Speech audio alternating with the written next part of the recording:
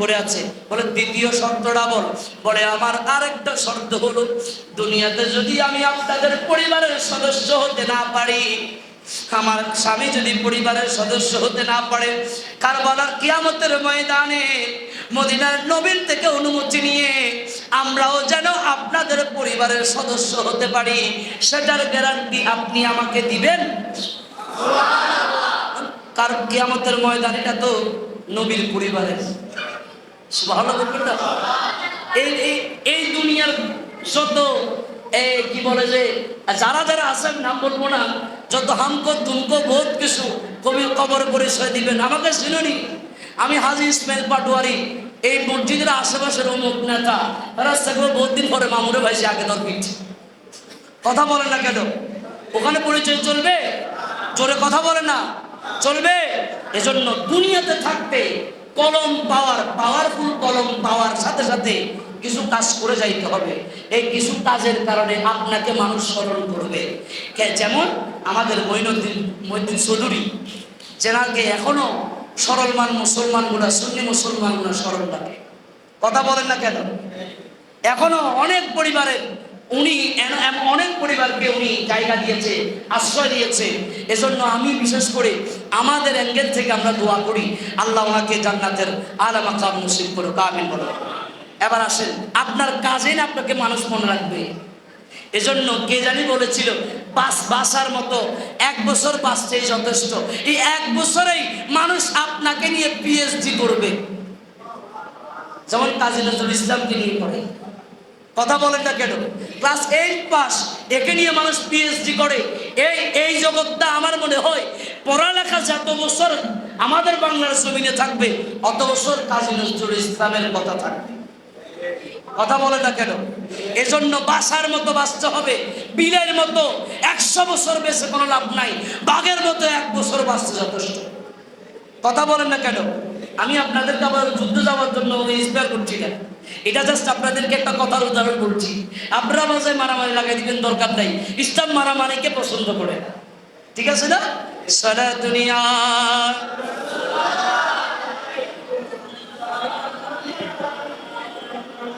সময় সংক্ষিপ্ত। ওয়াহাব কালবির মা ডাক দিয়া বলে, ওয়াহাব কালবি নামে হুসাইন বলতে লাগলো। ঠিক আছে, এই জায়গার কথা বলতে পারি না। কিয়ামতের ময়দান, কিয়ামতের ময়দানে তখন মদিনার নবীর কথা চলবে। ওখানে কোনো নবীর কথা চলবে না, কোনো মানুষের কথা চলবে না, কোনো নেতার কথা চলবে না, একমাত্র মদিনার নবীর কথা চলবে। আর মদিনার নবী হাউজে কাউসারের দায়িত্ব আমি এবং আমার ভাই হুসাইনকে দিয়ে দেবে। এই অবস্থার মধ্যে কোরআনের আয়াত বলছে, ইন্না আতাইনাকাল কাউসার ফাসাল্লি লিরাব্বিকা ওয়ানহার। আল্লাহ বলে, ও হাবিব, কাউসারের দায়িত্ব আপনাকে দিয়ে দিয়েছি। আর রাসূল বলে, আমি আমার কাউসারের দায়িত্ব আমি থাকবো উম্মত বাঁচানোর জন্য। আর কাউসারের দায়িত্ব দিয়ে দিব ইমামে হাসান এবং ইমামে হোসেন। শুধু তা নয়, 72 জন আওলাদ রাসূলের কাছে। শুধু তাই নয়, এটা এই আয়াতের পুরো প্রাসঙ্গিক যদি আপনি খুঁজতে চান, আপনি খুঁজে পাবেন। এই হাউজে কাউসারের একটা, আমরা মিলাদুন নবীতে যান না, একটা জগ নেয় না, গ্রাম থেকে জগ ফুরাইয়া, জগের ভিতরে গ্লাস ফুরাইয়া পানি বিলীন করে না? কথা বলে না, বিলীন করে না? এটা কেন করে? এটা দুনিয়াতে একটা নমুনা। কিয়ামতের ময়দানে হাউজে কাউসার থেকে পানি জগ দিয়ে নিয়ে যাদের কাছে জগ থাকবে তারা নবীর পরিবারের সদস্য হবে, যাদের কাছে গ্লাস থাকবে তারা ইমানদার থাকবে। যারা আল্লাহর ওলি থাকবে তাদের কাছে শুধু গ্লাস থাকবে, আর বড় জগ থাকবে আওলাদ রাসূলের কাছে। এজন্য বেয়াদবি সবার সাথে করিয়েন না। হাউজে কাউসারের কিতাবে আসছে, হাউজে কাউসারের দিকে যখন বেঈমান রাসূল, মুনাফিক, বেয়াদব রাসূল, গাদ্দার রাসূল, বেয়াদব রাসূল যখন হাউজে কাউসারের দিকে তাকাবে, একটা বেজাল হলে একটা মিলাদুন নবীতে যখন পানি দেয়, ওই অবস্থার মধ্যে মানুষ যখন জামজট করে ফেলে, মানুষ দৌড়াইয়া আসে, কিরে কি হয়েছে, কি হয়েছে, দেখে পানি দিচ্ছে। যখন জাম বেশি দেখে তখন আর যাইতে চায় না, কম জাম হলে যাইতে চায়। আর যখন কিয়ামতের ময়দানে আপনি হাউজে কাউসারে পানি খাইতে যাবেন, তখন আপনি বেয়াদব রাসূল হওয়ার কারণে আপনার ঘেরিটাকে এভাবে ধরে ফেরেশতা এভাবে কাঁধটা ঘুরিয়ে দেবে, পানি খাইতে দিবে না। কারণ এই পানির মালিক আল্লাহর নবী, আওলাদরা।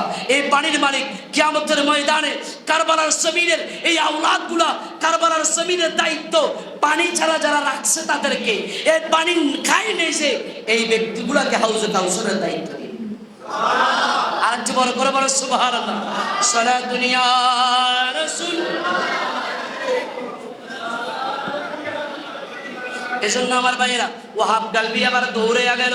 ওয়াহাব কালবি ডাক দিয়া বলে, এই মুনাফিকের বাচ্চারা আসো আসো, কে আসবা আসো, হুসাইনের পক্ষে আমি ওয়াহাব কালবি যুদ্ধে নেমে গিয়েছি।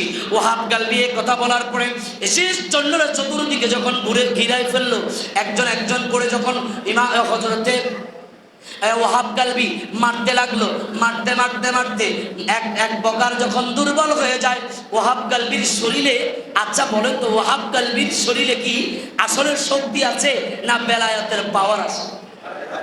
কথা বলতে হবে, কিসের পাওয়ার? বেলায়েতের পাওয়ার। যখন মদিনার নবীর রাউডার থেকে, মাওলা আলীর রাউডার থেকে বেলায়েতের শক্তি যখন একটা মানুষের ভিতরে ঢুকে যায়, ওই ব্যক্তি আর ব্যক্তি থাকে না, ওই ব্যক্তি আল্লাহর বন্ধুয়ে পরিণত হয়। আমার বাবারা ভাইয়েরা, ওই অবস্থার মধ্যে ওই আলী আকবর হযরতে ওই ব্যক্তিটা কতল করতে করতে ওয়াহাব কালবি অনেকগুলো যখন শহীদ করে ফেললো, একজন দূর থেকে এমনভাবে একটা বল্লম মারলো ওয়াহাব কালবির এই জায়গার মধ্যে আইসা লাগলো। ওয়াহাব কালবি বাম হাতের তালোয়ারটা নিয়ে ডান হাতে এটা খুলে আবার মারা শুরু করলো। ওয়াহাব কালবির বাম হাত একজনের পিছন দিক থেকে কোবাই দিল। কোবাই দেওয়ার পরে ওয়াহাব কালবি ডান হাত দিয়ে মারতে লাগলো। আর একজন দৌড়াইয়া ঘোড়াতে দৌড়াইয়া আইসা ওয়াহাব কালবির কল্লার মধ্যে কোপ দেয়। ওয়াহাব কালবির গর্দান থেকে কল্লাটা যখন পড়ে যায়, ওয়াহাব কালবির কল্লার জবান থেকে, ছোট মুবারক থেকে একটা আওয়াজ বের হয়। সেই আওয়াজ হলো আশহাদু আল্লা ইলাহা ইল্লাল্লাহু ওয়াহদাহু লা শারীকা লাহু ওয়া আশহাদু আন্না মুহাম্মাদান আবদুহু ওয়া রাসূলুহু। চিৎকার মেরে বলেন আল্লাহু আকবার। এই অবস্থার মধ্যে ওয়াহাব কালবির কল্লাটা চুলগুলা এভাবে ধইরা ওয়াহাব কালবির মার কাছে নিয়ে যাওয়া হলো। ও ওয়াহাব কালবির মা, তুমি বড় পাষণ্ড মা, তুমি বড় খারাপ মা, একমাত্র সন্তানকে হুসাইনের পক্ষে জিদের কুত্তাদের দিকে লাগিয়ে দিয়েছো। তোমার মতো খারাপ মা আর কেউ হতে পারে না। একমাত্র সন্তান নতুন বিয়ে করেছে, একে পর্যন্ত দিয়ে দিয়েছো। তুমি কেন দিয়েছো? ধরো তোমার ছেলের কল্লাটা এভাবে মেলা দিল। ওয়াহাব কালবির মা এভাবে ধরে কল্লার টুকুর দিকে তাকিয়ে বলে, এভাবে চুলগুলা ধরে বলে, ও এজিদ সৈন্যরা, তোমরা জানো না আল্লাহর রাস্তায় কোনো কিছু যদি কোরবান করে দেওয়া হয়, ওই জিনিস আর ফেরত নেওয়া হয় না। ওয়াহাব কালবির মা ওয়াহাব কালবির কল্লাটা এইভাবে যখন এজিদের সৈন্যর গায়ের দিকে মারলো, ওয়াহাব কালবির মা বলে উঠলো, শোনো শোনো, এই ছেলেকে আমি কি করেছি জানো? তোমাদের বিরুদ্ধে লেগে দিয়েছি। কারণ কোনো ব্যক্তি নামাজি হলে তার বাবাকে নামাজি বলার বাবা বলে, কোনো ব্যক্তি রোজাদার হলে তার বাবাকে রোজাদারের বাবা বলে, কোনো ব্যক্তি পুলিশ হলে তার বাবাকে পুলিশের বাবা বলে, কোনো ব্যক্তি আর্মি হলে তার বাবাকে আর্মির মা বলে, আর্মির বাবা বলে। আর আমি ওয়াহাব কালবির মা, কাল কিয়ামতের ময়দানে আমি একজন শহীদের মা হয়ে আমি কারবালার জমিনে উঠতে চাই। আমার বাবার ভাইয়েরা, ওয়াহাব কালবির মা বলে, তুমি আমাকে চিনো নাই, আমি কে? আমি ওয়াহাব কালবির মা। আর ওয়াহাব কালবি মদিনার নবীর কলিজার টুকরা, হুসাইনের পক্ষে শহীদ হয়ে কতল হয়েছে, আমার দাম তোমার চাইতে বেশি। এটা বলার পরে একজন এজিদ সৈন্য আইসা ওয়াহাব কালবির মার পড়ে যায়, আবার একটা তীর মারলো। ওয়াহাব কালবির মা এভাবে পড়ে গেল। পড়ে যাওয়ার পরে ওয়াহাব কালবির মা বৃদ্ধ মানুষ ছিল, ডাক দিয়া বলে, ইয়া রাসূলুল্লাহ, ওগো মায়ার নবী, আপনার পক্ষে কথা বলতে গিয়ে আমার কলিজায় আমি তীরে লেগেছি। কিয়ামতের ময়দানে আমি আপনার কাছ থেকে এটার বিচার চাই এবং হাউজে কাউসারের পানি আমিও খাই। আমার বাবারা ভাইয়েরা, মদিনার নবীর আওলাদের পক্ষে যারা কথা বলেছে, মদিনার নবীর আওলাদের পক্ষে যারা কথা বলেছে, তারাই আওলাদ রাসূল হয়ে গিয়েছে। এতে জন্য আমাদের উচিত আওলাদ রাসূলকে ভালোবাসা, আওলাদ রাসূলকে সম্মান করা। আওলাদ রাসূলকে সম্মান করলে আমাদেরকে সম্মান বাড়িয়ে দিবে কে? আল্লাহ আমাদের সকলকে কবুল করুক। একটা প্রশ্ন করেছেন একজনের, আমি আঙ্কেলকে ধন্যবাদ জানাই যিনি আমার কাছে প্রশ্নটা করেছেন। খুব সুন্দর এবং গুরুত্বপূর্ণ প্রশ্ন, যেটা জানা খুবই দরকার। উনি আমাকে প্রশ্ন করেন, হুজুর নামাজে সূরা পড়তে পারবে কিনা? ইমাম সাহেবের পিছনে নামাজ পড়লে, নামাজে ইমাম সাহেবের পিছনে যখন আপনি নামাজ পড়বেন, নামাজ পড়ার পরে আপনি যখন নিয়ত বাঁধবেন, তখন কি আপনি সূরা পড়তে হবে না না পড়লেও চলবে? সেটা আমার একটু জানার দরকার, আমি বুঝতে পারি না। আমাকে একা জানাবেন না, মসজিদের মধ্যে জানিয়ে দিবেন, সবাই জানবে, আমিও শিখে নেব। এজন্য আমি বলছি, আপনারা সবাই শুনেন, প্রতিদিন জুমায় একটা একটা প্রশ্ন করা উচিত। যাই হোক, আপনারা আস্তে আস্তে করবেন। তো ওনার এই প্রশ্নের উত্তরটা আমি দিচ্ছি, একটু খেয়াল করবেন। দুইটা প্রশ্ন করেছে, একটার উত্তর আচ্ছা ওনার উত্তর দিব। তো উনি প্রশ্ন করেছে, যখন আপনি নিয়ত বাঁধবেন, আপনার কাজ হলো ইকতাদাইতু বিহাযাল ইমাম, আরবিতে বলার পরে নাইলে বাংলায় বলবেন, আমি 4 রাকাত নামাজের নিয়তে বা 2 রাকাত নামাজের নিয়তে বা 3 রাকাত নামাজের নিয়তে ইমাম সাহেবের পিছনে ইক্তাদা করেছি, এটা বলে নিয়ত করবেন। নিয়ত করার পরে আপনি এবার সানা পড়বেন। কি বলবেন? সানা পড়বেন। সানা পড়ার পরে আপনার মুখ বন্ধ, আর কোনো কিছু করার দরকার নেই। আর যদি আপনি পড়েন তাহলে আপনার ওয়াজিব তরক হবে, নামাজ ভেঙে যাওয়ার সম্ভাবনা বেশি। বুঝছেন? এবার আপনি তারপরে কি করবেন? সূরা ফাতিহার পরে হুজুর যে সূরা পড়বে সেটা আপনি পড়তে পারবেন না, শুনতে পারবেন। তারপরে ইসিম থেকে সুবহান রাব্বিল আযীম থেকে শুরু করে একদম তাশাহুদ থেকে শুরু করে সব কিছু আপনি পড়তে হবে। এটার ইমাম পড়বে না, ইমামেরটা পড়বে, আপনি আপনারটা পড়বেন।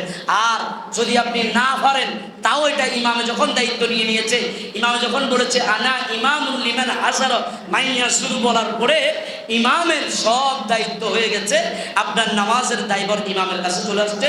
এজন্য আপনি না পড়লেও কোনো সমস্যা কিন্তু করা দরকার। কোনটা? তাশাহুদ, সুবহান রাব্বিল আলা, সুবহান রাব্বিল আযীম। বাস। আরেকটা বিষয়, উনি প্রশ্ন হুজুর নামাজের মধ্যে নিয়ত বেঁধে অনেকে এদিকে এদিকে এইভাবে তাকায়, এটা তাকানো যাবে কিনা? এটা মাসআলার মধ্যে বলছে, নামাজের নিয়ত বাঁধার পরে দুনিয়াতে যদি জাহান্নামের আগুনের দিকে চলে আসে, সাপও যদি আপনাকে কামড়াতে চলে আসে, ওই ক্ষেত্রেও সাপের দিকে তাকানো যাবে না, আগুনের দিকে তাকানো যাবে না, কোনো কিছুর দিকে তাকানো যাবে না। এখন তো নামাজের নিয়ত মানে কল আসছে, এখন সকিনার মা কল দিছে, তাড়াতাড়ি নামাজ শেষ করতে রিসিভ করতে বলবে।